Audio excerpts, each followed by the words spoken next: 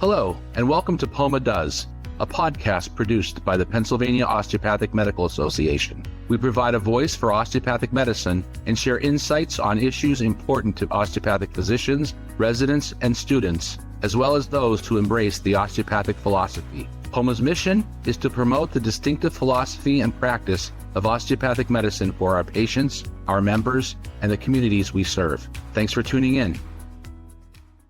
Hello, and welcome to the latest episode of POMA Does. I'm Dr. Susan Medalie. I'm an osteopathic physician, board certified in family medicine and obesity medicine. I currently work in Schuylkill County, Pennsylvania, in Pottsville, at the Lehigh Valley Health Network, now part of Jefferson Health. I'm a graduate of the West Virginia School of Osteopathic Medicine. Today, I'm joined by Erin Birely, a licensed clinical professional counselor and the Alumni Services Coordinator at the Renfrew Center in Philadelphia. Erin, welcome to POMA Does. I'm really looking forward to our discussion today, so let's dive in. Can you start by telling me a little bit about the Renfrew Center and the work that you do? Yeah. So the Renfrew Center was really the first eating disorder residential treatment center, like just focusing on eating disorders. It started back in 1985. So we've been around for a really long time, which is weird for me to say. I'm like, 85 wasn't that long ago, but apparently it was. So we've been around for a while, working with clients to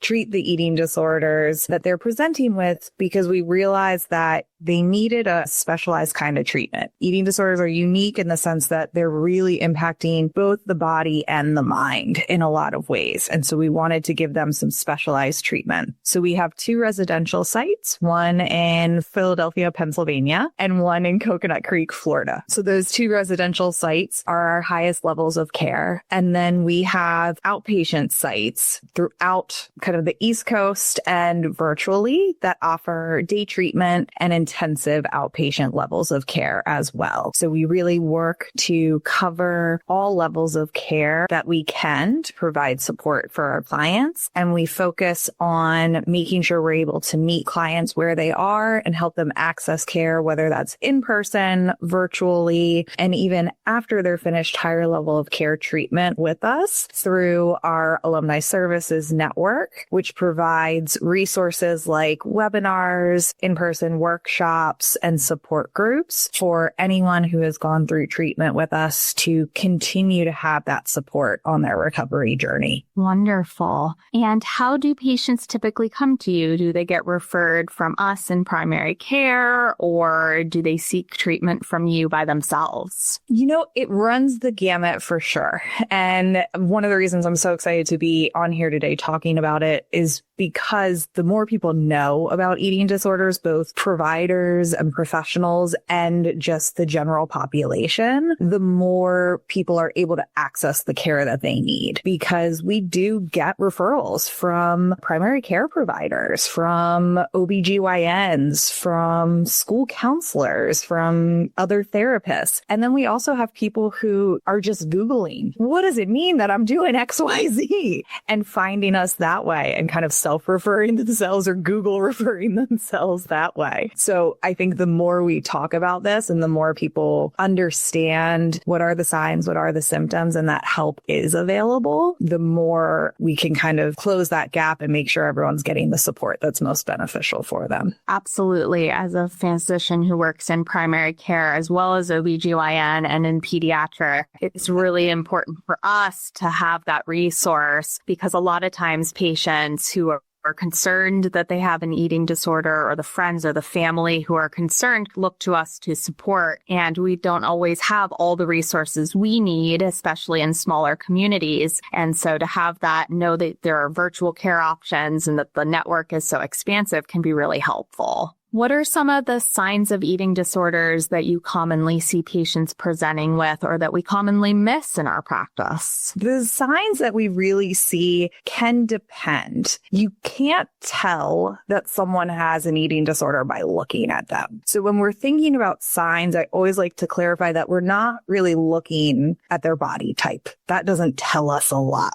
We're looking more so at what are the behaviors that are coming up for somebody. So are we seeing a history of kind of chronic dieting? Is this somebody that, for a primary care physician, every year they come in and they're talking to you about like, oh, well, I tried the new diet, doc, like it didn't really work, like this and that, blah, blah, blah, constantly going through that. Or we see kind of their weight cycling, going up and down and up and down. And it just seems to be something that's always present on their mind, present in their conversations. We also see a lot of anxiety that starts to show up around things that previously didn't bring on anxiety. So a lot of times if we're seeing somebody start to get more anxious in social situations, maybe they're starting to even isolate a little bit more. They're feeling more anxiety about, going out to dinner with family or going on a date that involves a dinner or something like that. Those could be signs that we're really looking for. We also look a lot of times physically. We hear a lot of people kind of initially get help because they had complaints of GI issues. So constipation, diarrhea, nausea, all of those. They're trying to figure out what's going on.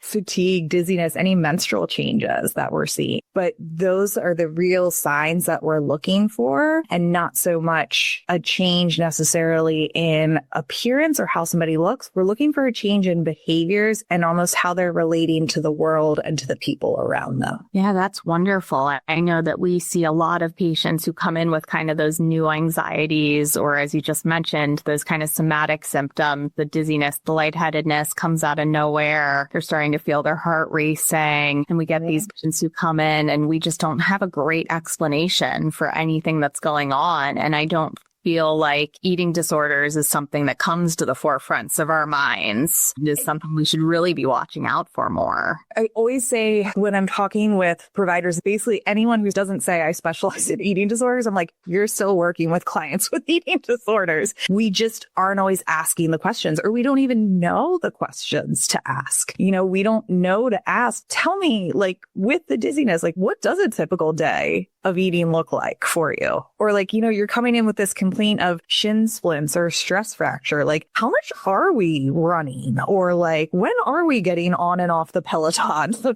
can we talk a little bit about that? Those different things. And so understanding that these complaints that sometimes people come in with that don't really seem to have a cause could be actually those first signs that something deeper is going on. And if we can be compassionate and curious about, okay, let's look at the whole patient. Let's look at the whole person and ask about, what does your diet look like? Are we getting fruits and vegetables? Are we getting outside and walking? You're telling me you tried this new diet. It sounds pretty restrictive. That does sound pretty hard. Were there ever any times you felt like you overate or binge ate?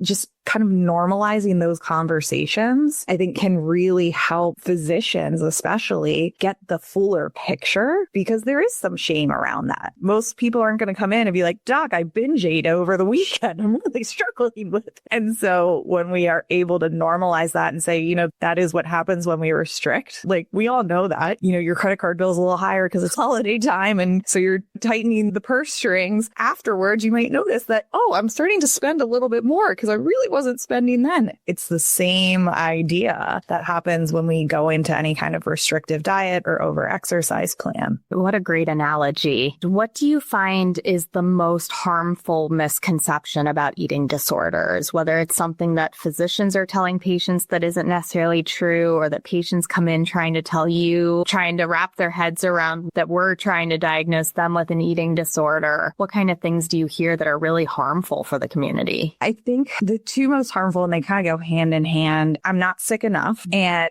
I don't look like I have an eating disorder. Those two really keeps people stuck because they feel like there's this threshold they have to meet to be deserving of care or sick enough to actually be diagnosed with an eating disorder. And the reality is the behaviors are just one part of an eating disorder. I work with clients in outpatient work as well. And one of the things I always say to them is, yes, your behavior usage and decreasing that was a huge part of your recovery journey. And it was only part of it. Someone can be completely without behaviors, and that doesn't mean their eating disorder isn't still active. The thoughts, the internal processes, the emotional avoidance that led to the behaviors can still still be there. And that's the piece that a lot of times gets overlooked. It's like, well, if the behaviors go away, then I'm good. I always like to highlight to them, the behaviors are just part, and they're the part of the weed that we're seeing popping up out of the ground, but that doesn't mean there isn't a whole network of roots underneath. So yeah, you might see one dandelion, and that's not that bad. And I know from my own experience, when I don't pull that one dandelion, it takes off real quick. Absolutely. Really focusing in that you can't tell if a patient has an eating disorder based on how they look. Patients can be all body shapes, all sizes, can fluctuate and still be someone who has an eating disorder, can have normal labs or abnormal labs and still have an eating disorder. It really depends on the breakdown, the time frame, and hopefully we're catching these patients before they have those lab abnormalities, before we see severe weight loss that can cause lots of downstream effects. Our goal is to screen and prevent and hopefully, not progress into the end stages, the severe signs. I always say to clients, I'm like, your body's job is to maintain homeostasis. So when the lab work is off, that's real bad. Just like that means our body's not doing our job. When your lab work's normal, that doesn't mean we're not sick. That means our body is still doing its job. Absolutely. And now we're in this age of weight loss medication and obesity medicine treatment. And,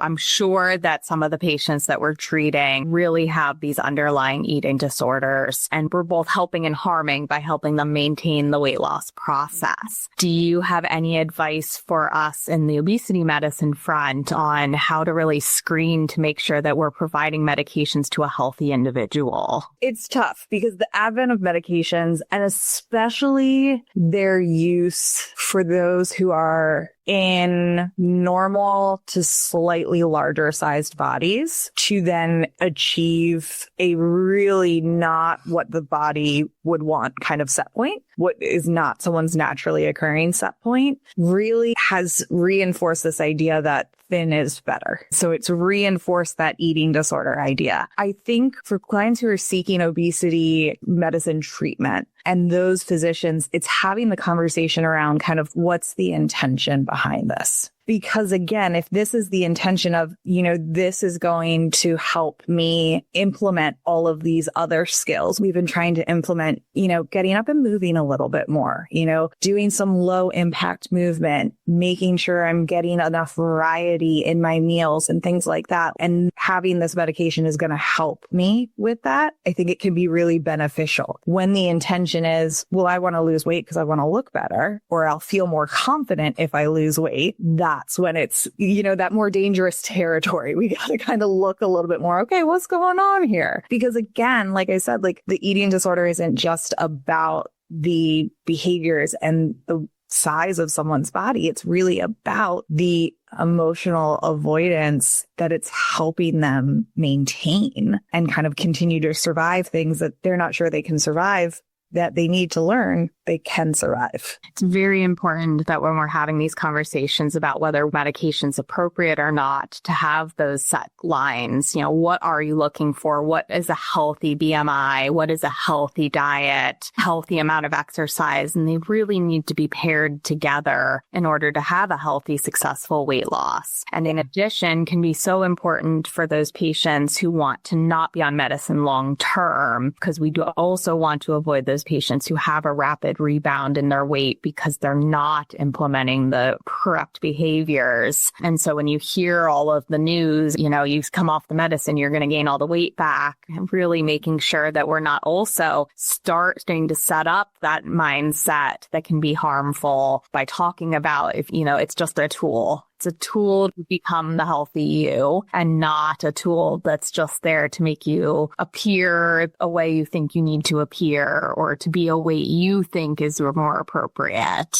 If it's going to help your body function better, that's really one of the things we're always looking for. It's like, when we talk with people about set point weight and set point theory in general, of like your body has a genetically predetermined weight that it prefers to hang out in. It's a range it prefers to hang out in, and it's going to function optimally there. That's what we're really talking about. Like we say to clients at Renfrew, you know, if someone's on a weight restoration protocol, you might have a minimum safe weight. Yeah. We're not saying that's where your body's going to hang out though. Like we don't know because we don't know your specific genetics. And I think that's a big piece to take into account with clients also is that, you know, with weight loss medications, we've also got to take into account, you know, your body might want to hang out at this higher weight and that's where it functions optimally. So if it's functioning optimally, why are we messing with what it's already doing really well? Now, if it's not, let's look at how can you get there? What can we do? What tools can we give you to be at that healthy weight for you? Every single person is different in my practice. Every person, every body is different. And so finding the happy medium between what the brain wants and what the body needs can be it's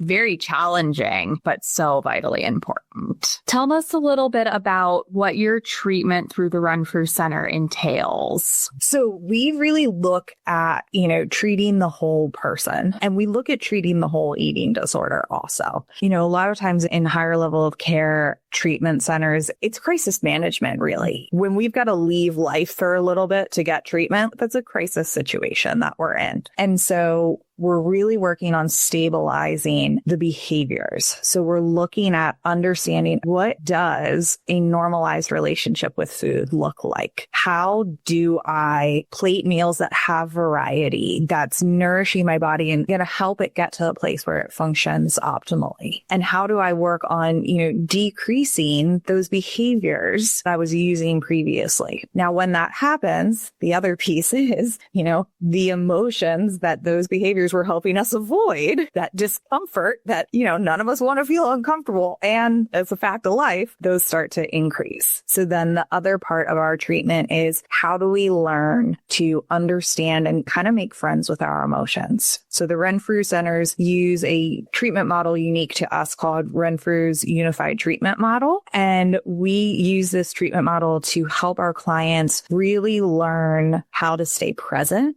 with their emotions, how to create flexibility in their thinking patterns, and how to, over time, build emotional tolerance so that they believe that whatever emotion, whatever experience they have, they are able to tolerate it. They don't need to avoid it. Yeah, it's going to be uncomfortable. It's probably going to suck sometimes. We've all been there. You don't need to avoid this. You don't need to use a behavior to shut it down or to make it less intense. You have all of the skills within you already. And if you don't, we're going to help you get them to tolerate these emotions. And that's where we've really seen long-term change. And we've done research since implementing our unified treatment model quite a few years ago. Couldn't do the math in my head right then. What we've seen is that clients actually do better with our unified treatment model 6 months after discharge than at discharge. And even past that, they're continuing to improve. So that's been really, really great to see. And we do that through a lot of group therapy, individual therapy, nutrition therapy, and just support for them throughout the treatment process. Yeah, that's great because it's definitely a different beast going from either just in an office talking about it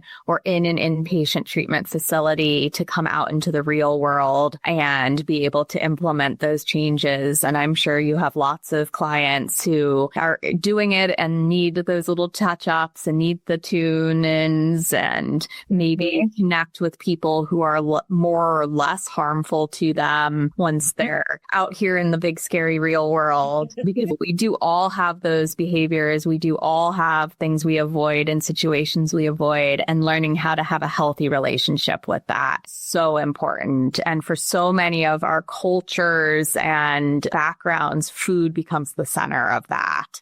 Right? Having that unhealthy relationship with food or with eating or with social situations involving food, it can be so challenging to integrate back in those healthier options. Yeah. And just have more balance. And I think that's our big thing is we want our clients to leave and feel like there's more balance and there's more flexibility in their life. Because we're talking talking here right before the Christmas. What challenges do you see around these big food-related holidays? This time of year is always a tough one. I think the focus on food and almost the normalization of overeating at these holidays.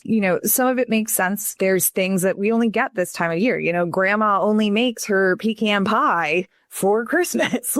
Okay, well, then that's what we're going to do. So there is a bit of a scarcity mindset to it. And that's really hard when you're in recovery and you're working to let go of that scarcity mindset. So it might be saying, I'm going to be the one that brings the Tupperware this year. And if I feel like I am, full and have reached what I feel is meeting my nutritional needs, and I still don't want to miss out on grandma's pecan pie, I'm going to cut myself a slice, put it in my Tupperware, and I'm going to take that home with me for another day. So that is one thing. I think also just, again, it's got an emotional root. And when we get around family and we get around people we haven't seen in a while, and we maybe have more or less social situations than we want, a lot of emotions come up. That's a big part of the struggle. Doesn't even always have to do with the food. It has to do with the emotional connections to the events themselves or the people themselves. Right. Yeah. As we talked about earlier, having those anxieties around the holidays, we definitely see an uptick in patient appointments this time of year for new anxieties or old things that pop up. And then grief and memory too are so huge at this time of year, that getting through that and having healthy ways to cope with that are really a big deal right now. I mean, just the anniversary of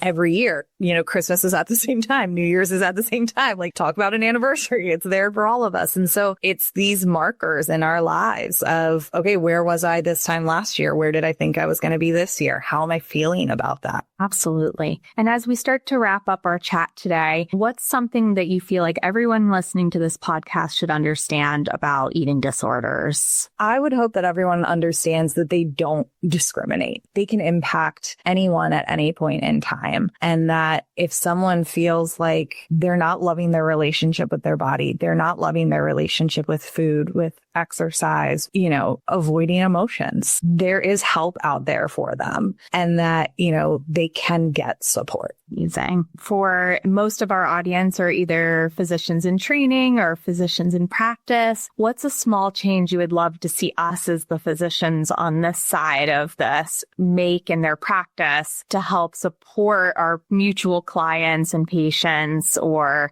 to make sure our patients are getting to you? I would love to see clinicians have more curiosity around behaviors and distress with weight. Because a lot of times we look at weight and it's either good or bad, right? It's either okay, I've got to talk about this, or okay, I don't have to talk about this. Those are kind of my two options. And I think having more curiosity around, what's impacting this? What does your relationship with exercise look like? Tell me, are you getting fruits and veggies at the store? What are we looking at here? Having more curiosity around the behaviors that would really give us more insight, because the weight itself, it's just a number. It doesn't tell us that much. It can be a great indicator of health in the realm of all the other indicators of health, but standalone, it's cool, that doesn't tell me a ton. So just having more of that curiosity, I think, would be an amazing change to see. And I think it's one we are seeing, which is so great. Absolutely. So much of our work has been focused on growth charts for kids and looking at healthy weights in adults